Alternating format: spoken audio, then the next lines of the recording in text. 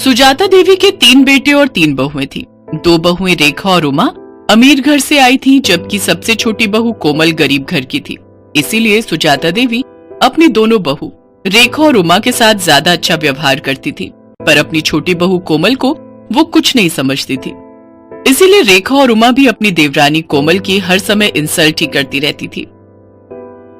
माँ जी देखिए ना, कोमल तो बिल्कुल गरीबों वाली हरकतें करती है। दाल में घी ऐसे डाला है मानो उबली हुई दाल ही हो बिना तड़के की। और रोटी तो देखिए माँ जी, रोटी में घी भी नहीं लगाया, सूखी रोटी आगे रख दी। कोमल इधर आ, मैं तुझे अभी बताती हूँ। अरे तू गरीब घर से आई है तो तू हमें भी गरीब समझने लगी है क्या? जब घर में किसी चीज की कोई कमी नहीं है तो तू इतनी कंजूसी क्यों करती है? हाँ, आज तूने खाने में देसी घी क्यों नहीं डाला? माँ जी देसी घी खत्म हो गया है, जो था वो मैंने यूज कर लिया।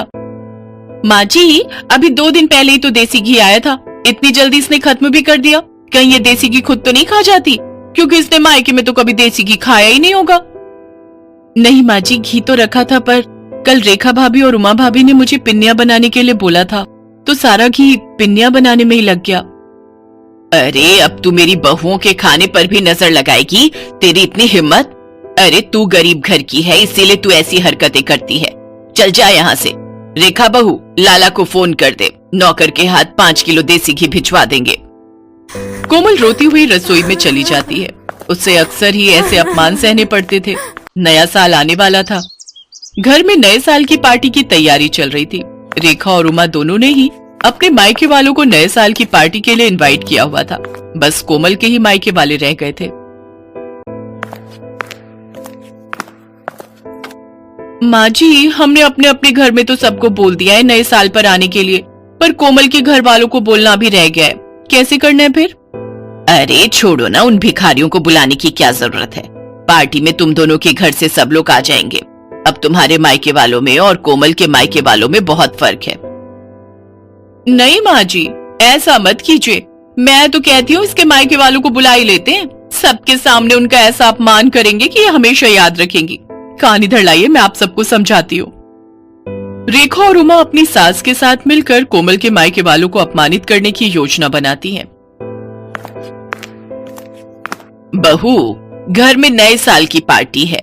रेखा और उमा के मायके वाले भी आ रहे हैं, तो मैं चाहती हूँ कि तुम भी अपने मायके वालों को न्योता दे दो। इस बार नया साल हम सब मिलकर मनाएंगे। जी माँ जी, मैं फोन कर देती हूँ।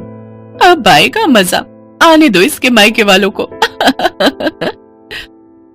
कोमल को जरा सी भी भनक नहीं थी कि उसकी पीठ पीछे उसकी सास और जेठानियां उसके खिलाफ क्या षड्यंत्र रच रही है। 31 दिसंबर का दिन आ जाता है। कोमल के ससुराल में पार्टी की तैयारी चल रही थी। रेखा और उमा के मायके वाले आने शुरू हो गए थे। रेखा और उमा ने रसोई में घुसकर तक नहीं देखा, वो तो अपने मायके वालों के साथ ही बातों में लगी हुई थी। कोमल बहू, मेहमानों को पकवान परोस दिए ना? अच्छे से घी मिर्च मसाले बढ़िया डाले हैं ना? कोई कंजूसी मत करना। मेहमान खुश होकर जाने चाहिए। और तुम्हारे माता पिता भाई बहन सब कहाँ रह गए? बड़ी देर कर दी उन्होंने आने में। वो लोग भी समय पर आ जाते तो पार्टी का मजा ले लेते। जी माँ जी, मैंने सबको खाना परोस दिया है और वो मम्मी से मेरी बात हुई थी, बस पहुंचने वाले हैं। तभी कोमल के मम्मी पापा और भाई बहन आ जाते हैं। नमस्ते जी, नमस्ते। आओ आओ, बड़ी देर कर दी आप सबने आने में। आज 31 दिसंबर की वजह से बहुत भीड़ थी, ऑटो भी नहीं मिल रहा था। बड़ी मुश्किल से ऑटो मिला तो हम पहुंचे हैं। हाँ, मैं तो भूल ही गई थी। वो रेखा बहू और उमा बहू के घर वाले गाड़ी से आए हैं ना, तो मुझे आप लोगों का ध्यान ही नहीं रहा कि आप लोगों के पास तो गाड़ी ही नहीं है, और आप लोगों की तो इतनी हैसियत भी नहीं है कि गाड़ी खरीद सको। खैर छोड़ो, आओ आप सबको रेखा बहू और उमा बहू के घर वालों से मिलवाती हूँ। अब समधन जी, ये कुछ मिठाई लाए थे नए साल के आने की खुशी में। रख दीजिए। वैसे हमारे घर तो वो बड़ी दुकान है ना जो बाजार में है, वहीं से शुद्ध घी की मिठाई आती है। देखते हैं, अगर हमने नहीं खाई तो घर के नौकरों को दे देंगे, उनका भी तो नया साल है। कोमल सब सुन और समझ रही थी। वो अब तक ये जान चुकी थी कि उसके मायके वालों का बहुत अपमान हो रहा है, पर वो उस समय चुप रही। कोमल की जेठ जेठानी अपने अपने घर वालों की आवभगत में व्यस्त हो गए। सूरज ये सब देख रहा था। कोमल, अपने मम्मी पापा के लिए भी प्लेट लगा दो, सब लोग खाना खा रहे हैं। तुषार, ज्योति, चलो तुम लोग भी खाना खा लो, चलो। जी हाँ, बस मैं लगा ही रही हूँ। मम्मी पापा, तुषार, ज्योति, आओ बैठो, मैं आप सबको भी खाना परोस देती हूँ। कोमल जैसे ही खाना लेने रसोई में जाती है, वो देखती है सारे बर्तन खाली थे, उसमें खाना था ही नहीं। कोमल घबरा जाती है। अरे, बर्तनों में तो खाना ही नहीं है, मैंने तो बहुत सारा खाना बनाया था। क्या हुआ कोमल, तुम परेशान क्यों? अपने घर वालों के लिए खाना लगाओ, अच्छा नहीं लगता वो सब ऐसे ही बैठे हुए हैं। क्या खाना लगाऊं? खाना तो बचा ही नहीं है। मैंने इतने सारे पकवान बनाए थे, बल्कि ज्यादा ही बनाए थे। रसोई में तो कुछ भी नहीं है। अच्छा नहीं लगता सबसे इस बारे में पूछना। रुको, मैं कुछ करती हूँ। पर ऐसा कैसे हो सकता है? अगर तुमने ज्यादा खाना बनाया था तो आखिर खाना खत्म कैसे हो गया? मैं अभी माँ और भाभीियों से ये बात पूछता हूँ। नहीं नहीं, अच्छा नहीं लगता, सब मेहमानों के बीच में बैठे हैं। कोई नहीं, मैं सबके लिए कुछ और बना देती हूँ, थोड़ी देर लगेगी। रुको, मैं बाजार से कुछ ऑर्डर करता हूँ। तुम कहाँ इतनी जल्दी जल्दी सब कुछ बना पाओगी? नहीं नहीं, बाजार का मंगवाओगे तो सबको पता चल जाएगा। आप टेंशन मत लो, मैं कुछ बना लेती हूँ। कोमल के मायके वाले बहुत देर तक बैठे रहे। कोमल सूरज को कुछ मंगवाने के लिए भी मना कर रही थी, क्योंकि उसके मम्मी पापा वगैरह को तो ये बात पता थी कि कोमल ने सारा खाना घर पर ही बनाया है। कोमल अपने मम्मी पापा का सम्मान रखने के लिए जल्दी जल्दी पूड़ियां और साथ में आलू की सब्जी बनाने लगी। तभी उसकी सास और दोनों जेठानी रसोई में आ गई। अरे कोमल, तुम ये पूड़ियां क्यों तल रही हो? इतना सारा खाना तो बचा हुआ है। अरे भाभी, आप समझते क्यों नहीं हो? कोमल अपने मम्मी पापा, अपने भाई बहनों को गरम गरम खाना खिलाना चाहती है, इसने हमारे घर वालों को तो ठंडा खाना खिला दिया। अब अपने घर वालों को बढ़िया पकवान खिलाना चाहती है। इसके घर वालों ने कभी ऐसा बढ़िया खाना खाया नहीं होगा ना, तभी ये ऐसा कर रही है।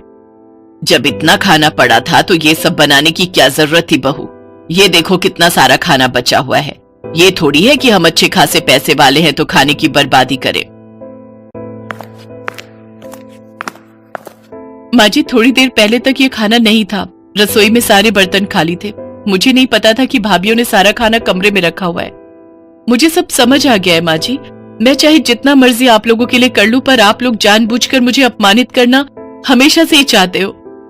कमरे में मेरे मम्मी पापा और मेरे भाई बहन बैठे हुए हैं। अब मेरा मन नहीं है कि मैं इस घर में रुकूं। मैं उन लोगों के साथ अपने घर जा रही हूँ, अपनी माँ के घर।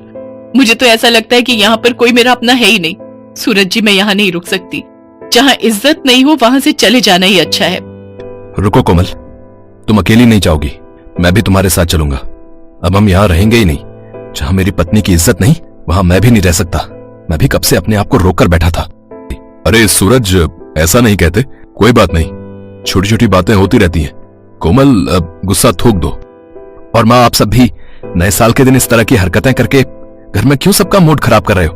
कोमल, शांत हो जाओ, अभी मेहमान चले जाएंगे, उसके बाद हम कल बात करेंगे। कोमल की सास और जेठानियां यही सोच रही थी कि शायद उन्होंने कुछ ज्यादा ही गलत कर दिया, पर अब बहुत देर हो चुकी थी। सूरज और कोमल ने अलग रहने का फैसला कर लिया और कुछ ही दिनों बाद वे दोनों अलग रहने चले गए।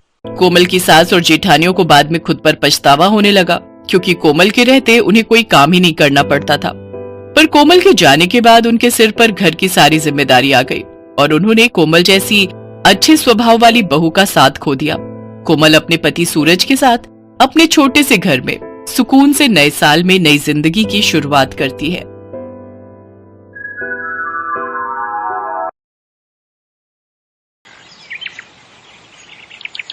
जड़ी बूटी ले लो, बाल बढ़ाने वाली जड़ी बूटी, सिर्फ 5 रुपए में।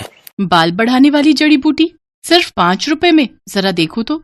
सुधा को अपने बाल बढ़ाने थे, उसके लिए अब वो कुछ भी कर सकती थी। उसने बूढ़े आदमी से जड़ी बूटी खरीद ली। उस आदमी ने कहा, इस जड़ी बूटी को जोर जोर से पीसना, पीसने से तेल निकलेगा। उस तेल को सोने से पहले अपने बालों पे लगाना। जड़ी बूटी लेकर सुधा घर चली गई।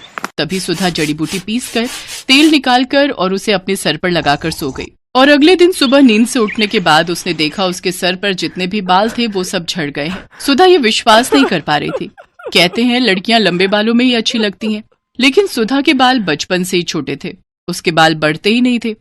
ऊपर से वो सांवली भी थी और दूसरी ओर उसकी बहन राधा के लंबे और घने बाल थे और राधा गोरी भी थी। इसीलिए राधा बचपन में हमेशा सुधा को चिढ़ाती थी, तू तो मेरी सगी बहन नहीं है, तुझे तो माँ और पापा रास्ते से उठाकर लाए थे, नहीं तो तू इतनी बदसूरत कैसे है।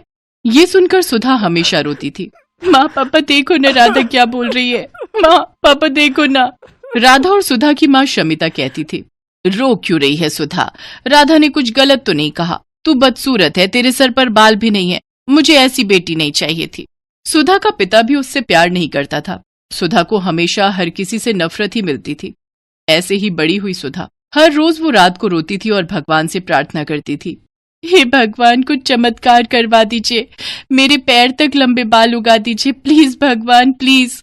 और इसी तरह सुधा और राधा दोनों जवान हो गई। आज सुधा को लड़के वाले देखने के लिए आने वाले हैं। सुधा आईने के सामने बैठकर तैयार हो रही है। उसके सर पर अभी भी ज्यादा बाल नहीं है। वो आईने में अपने आप को देख ही रही थी कि तभी उसकी माँ आ गई और ताने मारना शुरू कर दिया, यहाँ ऐसे बैठे रहने से कुछ नहीं होगा, जल्दी जल्दी करो, नहीं तो ये लड़का भी हाथ से चला जाएगा। वहां राधा आ गई और बोली, माँ मुझे तो समझ में नहीं आ रहा है कि आप मुझसे पहले इस भूतनी की शादी क्यों करवाना चाहती हो। राधा बेटी, इस भूतनी को तो पहले विदा करना पड़ेगा, नहीं तो बाद में कौन इससे शादी करेगा। एक बार बस ये सर से उतर जाए, उसके बाद मैं तेरे लिए बहुत अमीर और अच्छा लड़का ढूंढ कर लाऊंगी। माँ आप सभी मुझसे इतनी नफरत क्यों करते हो, आखिर मैंने किसी का क्या बिगाड़ा है। तेरे सर पर बाल नहीं है सुधा, तू बदसूरत है बदसूरत, तू मेरी बहन कहलाने के लायक नहीं है। थू। सुधा रोने लगी। वो पूरी जिंदगी रोती ही आई है। अविनाश नाम का लड़का सुधा को देखने के लिए आया। शमिता के कहने पर राधा अपने कमरे में ही बैठी हुई थी, क्योंकि शमिता ने उससे कहा था, बेटी तू कमरे के अंदर ही रहना, नहीं तो लड़के वाले सुधा से रिश्ता नहीं जोड़ेंगे। खैर अविनाश के साथ सुधा का रिश्ता तय हो गया, लेकिन उसके लिए बहुत ज्यादा दहेज देना पड़ा। उस बात को लेकर भी शमिता सुधा को ताने मारने लगी। सुधा मन ही मन सोचने लगी, अपने घर में तो मुझे शांति नहीं मिली, शायद ससुराल में जाकर मैं खुश रहूंगी। सुधा की शादी हो गई और शादी वाले दिन ही अविनाश ने राधा को पहली बार देखा और देखते ही उसके प्यार में पड़ गया। यार मैंने इसे पहले क्यों नहीं देखा, कितनी गोरी है ये, कितने लंबे बाल हैं इसके। इससे पहले मिल लेता तो मुझे इस भूतनी से शादी नहीं करनी पड़ती। लेकिन अब कुछ नहीं हो सकता था। सुधा अविनाश के साथ ससुराल चली गई और ससुराल पहुंचते ही सुधा की सास विमला ने सुधा को 1000 काम थमा दिए। रसोई जाओ और सारे बर्तन मांजो, उसके बाद खाना बनाओ और उसके बाद पूरा घर साफ करो। मत भूलना कि तुम्हें इस घर की बहू सिर्फ और सिर्फ काम करवाने के लिए ही बनाया गया है। ठीक है माँ जी, नहीं भूलूंगी। सुधा बिना थके काम करने लगी। उसकी सास और उसका पति उसके छोटे छोटे बालों को लेकर मजाक उड़ाने लगे। तुम्हारे बाल तो मुझसे भी छोटे हैं सुधा। ये तो पूरी नौकरानी लग रही है। हाँ हाँ, मुफ्त की नौकरी। अविनाश मजाक उड़ाता ही गया और एक दिन उसके साथ राधा की मुलाकात हो गई। राधा को अपने लंबे बालों को लेकर बहुत अहंकार था। वो सुंदर भी थी। अविनाश को उससे प्यार हो गया और राधा भी अविनाश को पसंद करने लगी। और एक दिन अविनाश और राधा ने शादी कर ली। राधा अविनाश के घर चली आई। ये देखकर सुधा को जैसे सदमा लग गया। राधा, राधा तू मेरे साथ ऐसा कैसे कर सकती है? तूने मेरे पति से शादी कर ली। चुप रह, समझी ना? अविनाश तो तुझसे प्यार भी नहीं करता है, वो सिर्फ मुझसे प्यार करता है। हाँ हाँ, ऐसे बिना बाल की औरत से कौन प्यार करेगा? मुझे तो लंबे बालों वाली लड़कियां पसंद है। सुधा बस अकेली चुपके से रोती रही। अगले दिन वो बाजार गई और देखा एक बूढ़ा आदमी जड़ी बूटी बेच रहे हैं। जड़ी बूटी ले लो, बाल बढ़ाने वाली जड़ी बूटी सिर्फ 5 रुपए में। बाल बढ़ाने वाली जड़ी बूटी सिर्फ 5 रुपए में? जरा देखो तो। सुधा को अपने बाल बढ़ाने थे, उसके लिए अब वो कुछ भी कर सकती थी। उसने बूढ़े आदमी से जड़ी बूटी खरीद ली। उस आदमी ने कहा, इस जड़ी बूटी को जोर जोर से पीसना, पीसने से तेल निकलेगा। उस तेल को सोने से पहले अपने बालों पे लगाना। जड़ी बूटी लेकर सुधा घर चली गई। रात को सभी सो गए और तभी सुधा ने जड़ी बूटी पीसकर तेल निकाला और उसे अपने सिर पर लगाकर सो गई। और अगले दिन सुबह नींद से उठने के बाद उसने देखा उसके सर पर जितने भी बाल थे वो सब झड़ गए हैं। सुधा को जोर से रोना आ गया। ये क्या हो गया? मेरे सारे बाल झड़ गए, अब मैं क्या करूं? सुधा जोर जोर से रोने लगी और उसे इस हालत में अविनाश, विमला और राधा ने देख लिया। ये क्या, तू पूरी तरह से गंजी हो गई? छी, मैं देख नहीं पा रहा हूँ तुम्हारी तरफ, मुझे उल्टी आ रही है। सुधा, तुम निकलो यहाँ से, यहाँ तुम्हारी कोई जरूरत नहीं है। तुम इस घर में रहोगी तो इस घर का नाम बदनाम होगा। सभी ने मिलकर सुधा को घर से निकाल दिया। सुधा रोती हुई एक जंगल में चली गई। जंगल में वो एक पेड़ के नीचे बैठकर रोने लगी। उसी पेड़ पर एक पंछी रहती थी। उसने सुधा को रोते हुए देखकर कहा, तुम रो क्यों रही हो? सुधा ने उस पंछी को सब कुछ बताया। रो मत, ज्यादातर इंसान बुरे होते हैं, इसीलिए तो हम जंगल में रहते हैं। इस जंगल में सब कुछ है, बड़ी से बड़ी बीमारी का इलाज है यहाँ। एक फल है, उसका रस निकाल कर सर पर लगाने से बाल बड़े हो सकते हैं। सच? कहाँ मिलेगा मुझे वो फल? मैं लाती हूँ। उस पंछी ने कुछ ही देर में सुधा को फल ला कर दिया। उस फल का रस निकालकर सुधा ने सर पर लगाया और उसके बाल उगने लगे। उसके बाल सर से पैर तक आ गए, काले लंबे घने बाल, ठीक जैसा सुधा चाहती थी। सुधा ने पंछी से कहा, अच्छी पंछी, तुम्हारा बहुत बहुत धन्यवाद। मैं इस फल का रस लड़कियों को बेचना चाहती हूँ, उन लड़कियों को जिनके बाल नहीं उगते, ताकि उन्हें भी मेरी तरह परेशानियों का सामना न करना पड़े। सुधा जंगल से निकलकर फल का रस बेचने लगी और एक दिन उसे अविनाश और राधा ने देख लिया। तुम सुधा हो ना? हाँ, क्यों? अरे वाह, तुम्हारे इतने लंबे बाल कैसे हो गए? इस फल का रस निकालकर सर पर लगाने से। तुम बहुत खूबसूरत लग रही हो। क्या तुम मेरे साथ घर आना चाहोगी? ये सब देख और सुनकर राधा को जलन हो रही थी। उसने फल का रस लिया और पूरी बोतल अपने सर पर डाल दी, लेकिन उससे असर उल्टा हो गया। उसके सारे बाल झड़ गए और वो गंजी हो गई। ये क्या हुआ मेरे साथ? मैं गंजी हो गई। बहुत अच्छा हुआ, यही लालच का नतीजा है। बचपन से आज तक तूने मुझे चैन से जीने नहीं दिया, अब देख कैसा लगता है। और हाँ विनाश, मैं फालतू लोगों के साथ नहीं रहना चाहती, तुम रहो अपनी पत्नी के साथ। राधा का अहंकार मिट्टी में मिल गया। अविनाश को भी गंजी राधा के साथ ही रहना पड़ा और फल का रस बेचकर सुधा बहुत अमीर बन गई। चारों तरफ उसके बाल के चर्चे होने लगे और वो खुशी खुशी जिंदगी बिताने लगी।